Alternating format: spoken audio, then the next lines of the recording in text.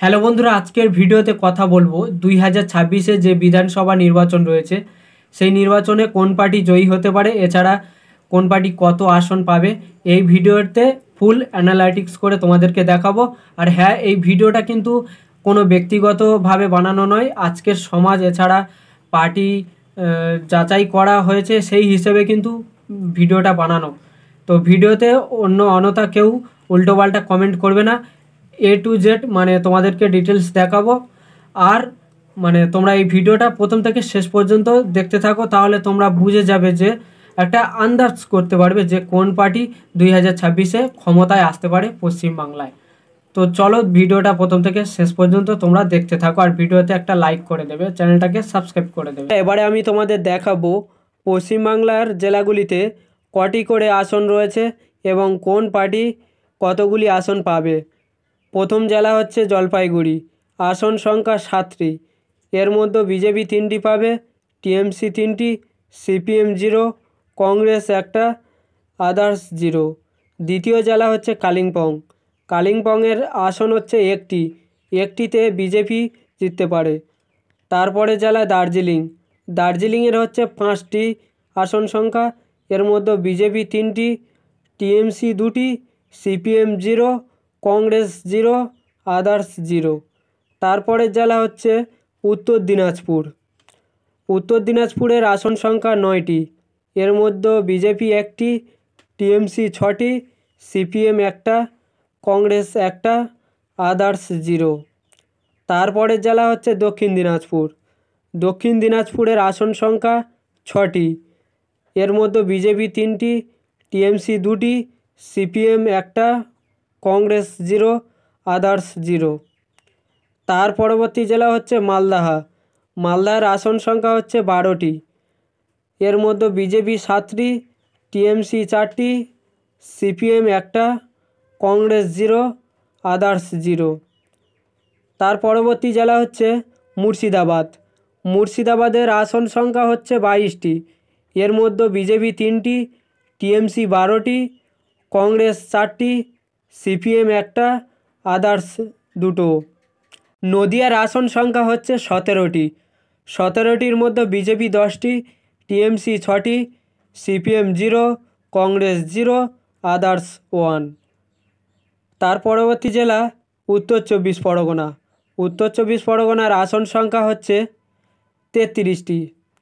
33-এর মধ্যে বিজেপির খাতায় যেতে পারে 8টি, টিএমসি 21টি, সিপিএম 1টা, কংগ্রেস 0, আদার্স 3টি।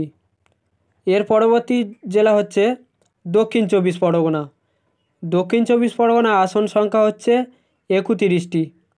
31টির মধ্যে বিজেপির খাতায় 5টি, টিএমসি 25টি, সিপিএম 1টি, কংগ্রেস 0, আদার্স 0। এর পরবর্তী জেলা হচ্ছে আলিপুরদুয়ার, আলিপুরদুয়ারের আসন সংখ্যা 5টি। এর মধ্যে বিজেপির খাতায় যেতে পারে 3টি, টিএমসি 2টি, সিপিএম 0, কংগ্রেস 0, আদার্স 0। এর পরবর্তী জেলা কলকাতা, কলকাতার আসন সংখ্যা 11টি। 11টির মধ্যে বিজেপির খাতায় 3টি, টিএমসি 8টি, সিপিএম 0, কংগ্রেস 0, আদার্স 0। এর পরবর্তী জেলা হাওড়া, হাওড়ার আসন সংখ্যা 16টি। 16টির মধ্যে বিজেপি 6টি, সিপিএম 0, কংগ্রেস 0, টিএমসি 10টি, আদার্স 0। এর পরবর্তী জেলা হুগলি, হুগলির আসন সংখ্যা হচ্ছে 18টি। 18টির মধ্যে বিজেপি 7টি, টিএমসি 10টি, সিপিএম 0, কংগ্রেস 0, আদার্স 0।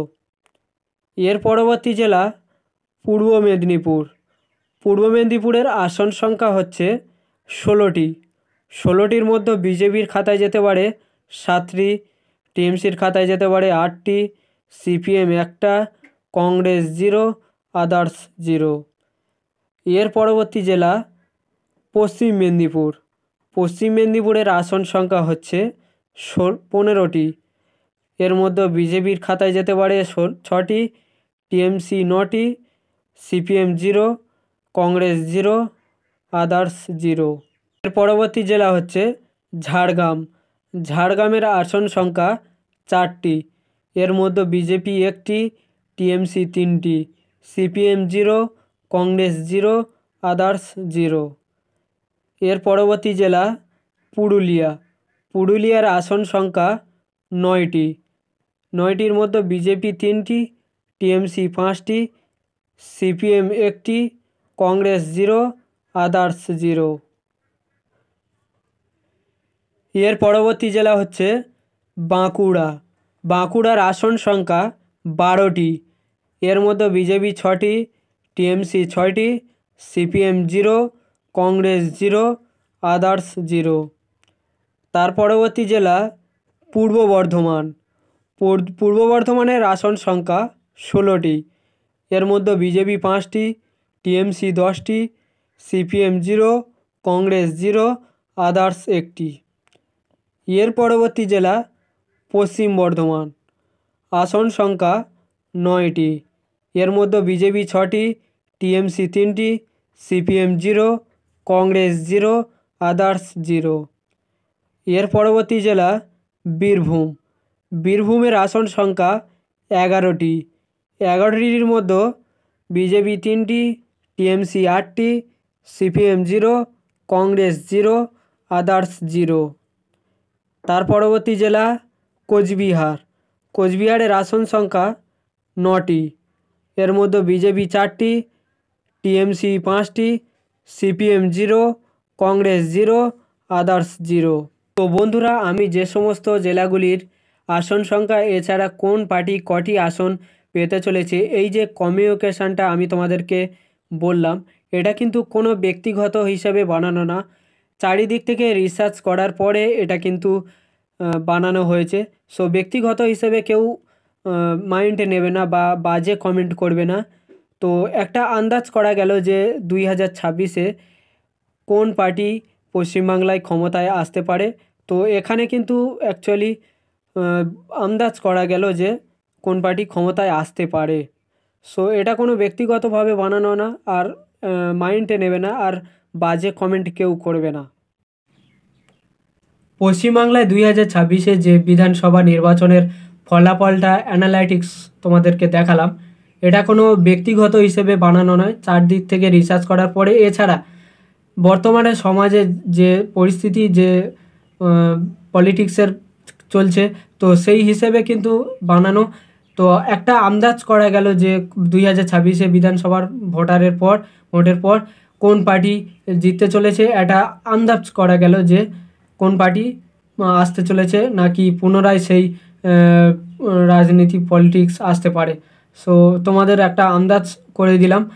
তো ভিডিওটা কেমন লাগলো আশা করি তোমার বন্ধুদের কাছে শেয়ার করে দেবে, ভিডিওতে একটা লাইক করে দেবে।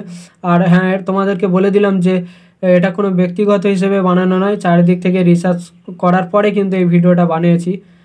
তো ভিডিওটা ভালো লাগলে লাইক, কমেন্ট, শেয়ার এবং সাবস্ক্রাইব করে দেবেন।